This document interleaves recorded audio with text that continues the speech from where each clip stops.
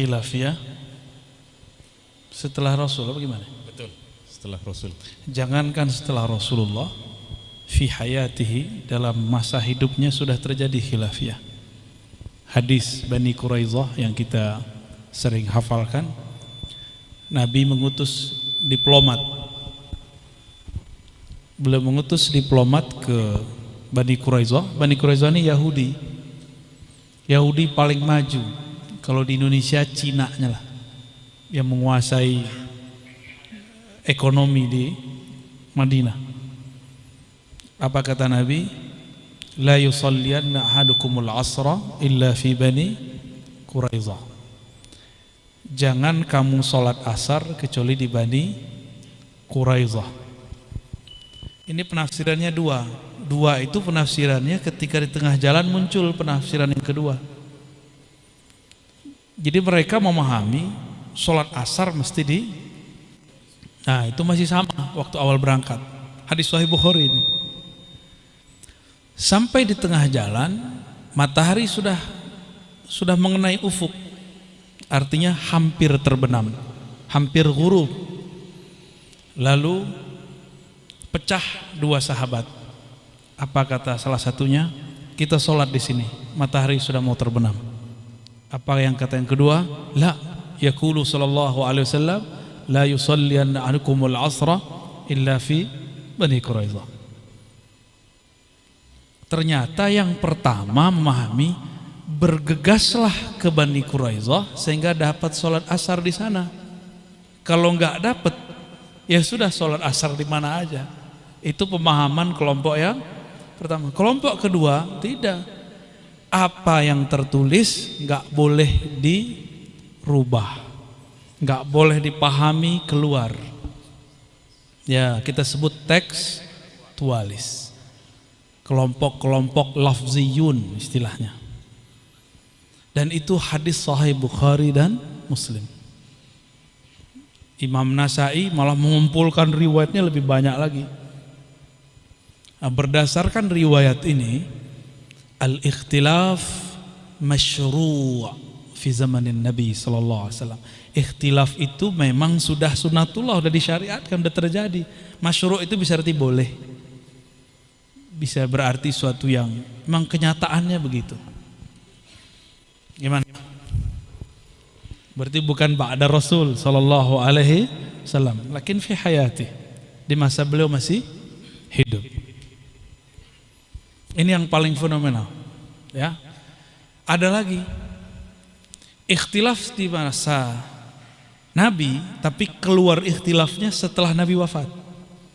Contoh, An-Nabi la yashrab illa wa huwa jalisan, illa wa huwa jalisun. Ya. Nabi kalau minum pasti duduk. Tapi Sayyidina Ali hinama syariba ma'a Zamzam syariba qa'iman. Jadi Sayyidina Ali ketika minum air Zamzam, beliau minumnya ya qa'iman, dia berdiri.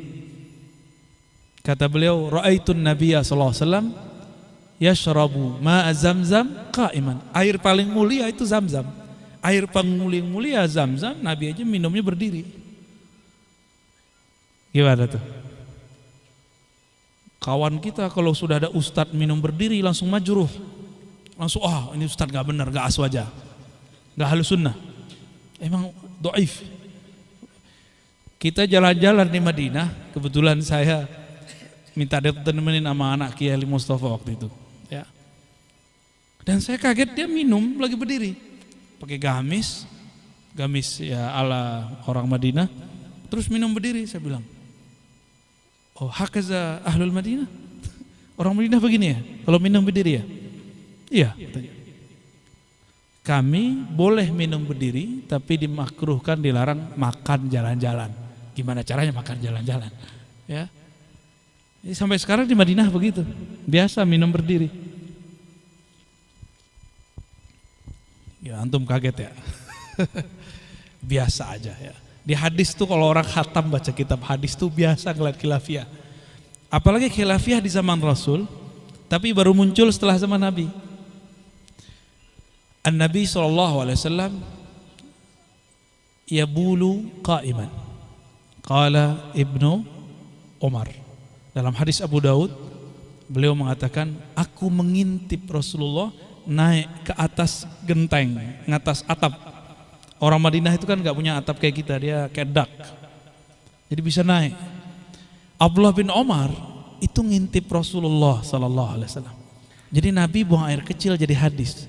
Antum kalau buang air kecil jadi hadas. Beda ya. Jadi suatu hukum. Karena yang menyaksikan beliau buang air kecil kan cuma azwajun Nabi sallallahu alaihi wasallam, bukan azwaja. Iya. Kalau dia mau azwaja, Z-nya kebacaannya masih S. Afwan, Ustaz. Baik. Kata Sayyidatuna Aisyah yang mengatakan Nabi buang air kecil berdiri, maka dia kazib. Kenapa? Karena Aisyah tidak pernah menyaksikan Nabi kalau buang air kecil berdiri. Nabi yang pertama kali buat di kalangan orang Arab toilet dalam kamar. Nabi dulu nggak ada, cuma Rasulullah yang buat sallallahu alaihi wasallam. Maka berbedalah hadis ahlul bait azwajun Nabi dengan hadis kharijul bait, dakhilul bait, kharijul bait. Jadi kita harus bedakan hadis di dalam rumah Rasulullah dengan hadis di luar rumah Rasulullah. Maka ada cara jamaknya. Jika Nabi lagi di dalam rumah, lagi santai, lagi nginap, maka beliau buang air kecil jongkok. Tapi jika beliau di luar rumah, beliau fleksibel. Jadi antum kalau bandara, ini bukan pembenaran ya. Kalau di bandara tuh boleh sebenarnya. Tapi ada satu sunnah yang hilang, dilihat orang. Karena Nabi idza bala, gimana sih di hadis Abu Daud tuh? Nabi jika ingin qada'ul hajah, maka yatlubul khala, mencari khala. Apa arti khala? Tempat yang sepi. Itu sunnahnya. Jadi salah satu sunnah yang Nabi konsisten itu adalah mencari tempat yang orang nggak lihat, tapi masih kelihatan nama Abdullah bin Umar.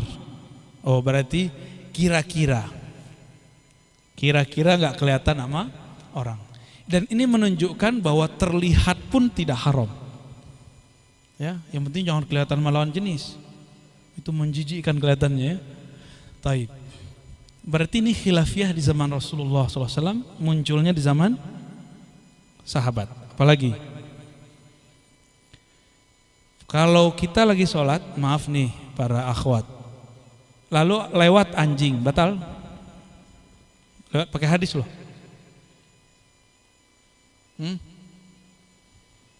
Quti'atis shalah bimururil kalbi wal himari wan nisa. Nah, ini kan gawat ini. Itu Abdullah bin Umar langsung disidang sama Sayyidah Aisyah.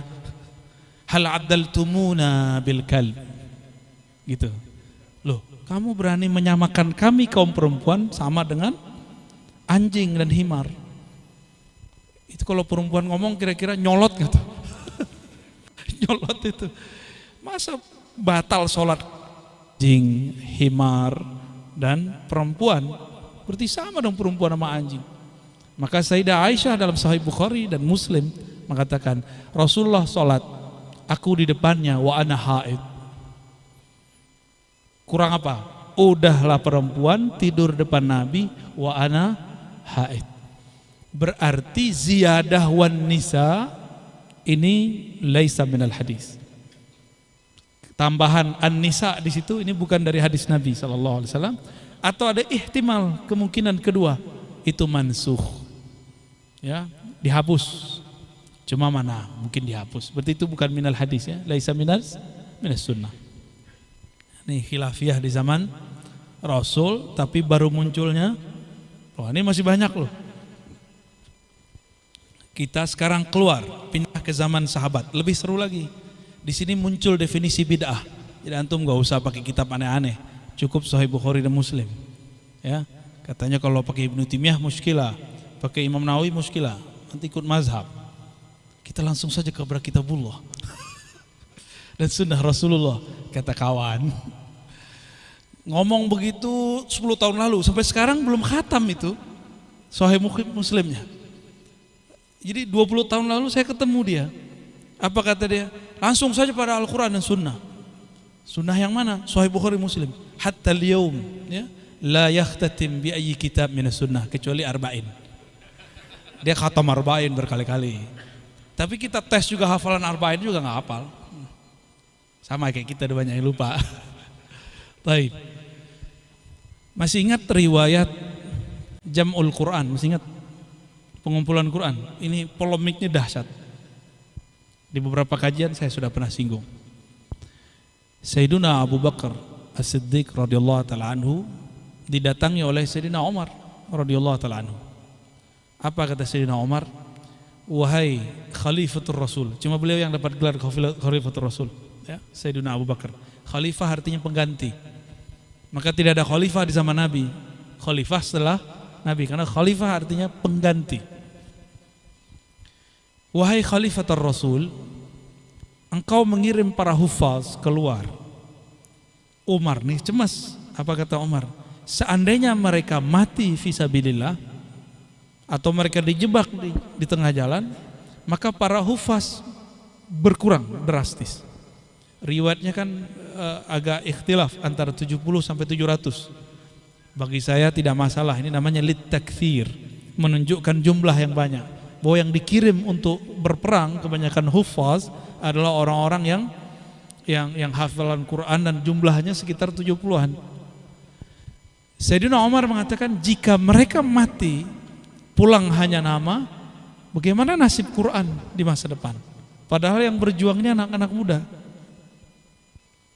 Kata Abu Bakar, nih kalimatnya coba.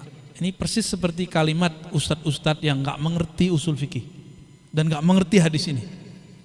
Hal taf'al, Abu Bakar pernah gak mengerti loh maksudnya Umar. Namun beliau mau dialog. Ini kawan sudah gak ngerti, gak mau dialog. Ya, nah Sayyidina Abu Bakar mau dialog, coba perhatiin. Hal taf'al ma lam yaf'alhu Rasulullah sallallahu alaihi wasallam. Apakah kamu buat sesuatu yang Rasulullah tidak pernah buat? Berarti kaidah yang terbangun dalam alam bawah sadar Sayyidina Abu Bakar, bid'ah itu malam yaf'alhu Nabi sallallahu alaihi wasallam. Bid'ah itu yang enggak Nabi buat. Bener kan? Antum belum aneh tanya pasti bilang begitu. Bid'ah apa? Yang enggak ada di zaman Nabi. Berarti Nurul Hayat masuk bid'ah itu. Ya. Maaf Pak Direktur. Eksekutif Pak Latif. Taib. Ketika Sayyidina Abu Bakar mengatakan hal taf'al ma lam yaf'alhu Rasulullah SAW, apakah engkau melakukan yang Nabi tidak lakukan? Maka kalau dibuat definisi bid'ah menurut Abu Bakar, pada kaul kodimnya kata pertamanya adalah ma lam yaf'alhu Rasulullah SAW. Itu bid'ah. Versi siapa? Tapi ini kaulun kodim. Umar ini kan cerdas. Beliau kan muhaddatsun.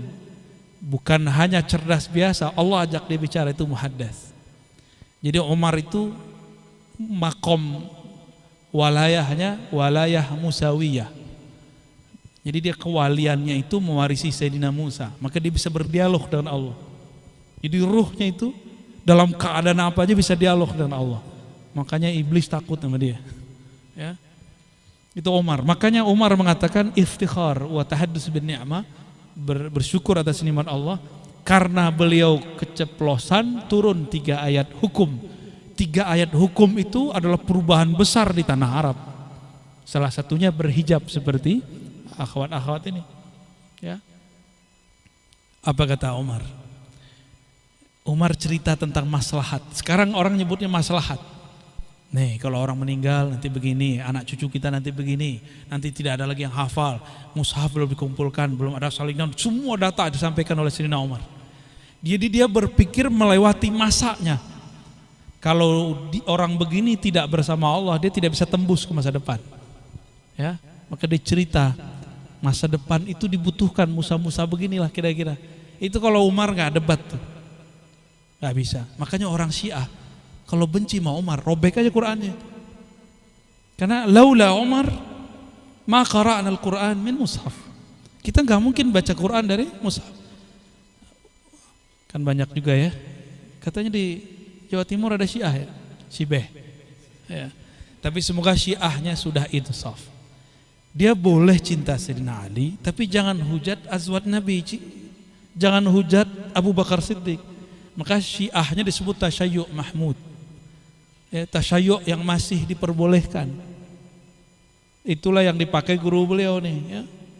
Said Mamduh, sah, syekhuka wala ghairu syekha? Syekh jauh, syekh lewat YouTube. Baik. Thariqah al-Youtubiyah. Kalau di luar ada wali kutub, ini wali YouTube.